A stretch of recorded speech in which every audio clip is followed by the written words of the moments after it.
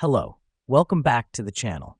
Today, we're diving straight into how to create a customer relationship management system in AIRTABLE, your 2025 guide. Firstly, log into your AIRTABLE account and choose the CRM template. The reason we do this is to have a pre-structured base to customize according to our needs. Next up, we'll configure our fields. Click on the Contacts table and add fields like contact name, email, phone, etc. This helps us because it allows us to manage customer information in one place. Now that we've done that, let's link our Contacts table to an Interactions table. Create the Interactions table and add fields like type of interaction, date, and notes.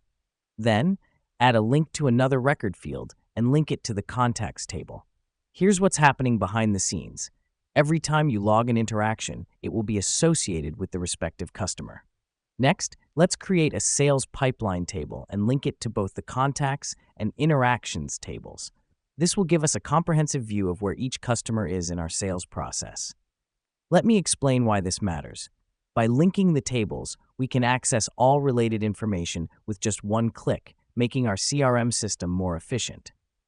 Lastly, let's make use of AIRTABLE's powerful views.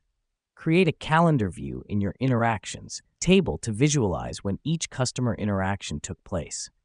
This is important because it helps us to follow up with customers at the right time, thus improving customer relationships. There you have it, a simple yet effective CRM system in AIRTABLE. Remember, a well-structured CRM system can help you manage customer relationships more efficiently and eventually drive more sales. So get started and explore the possibilities of this tool. Thanks for joining us today, and we'll see you in the next tutorial.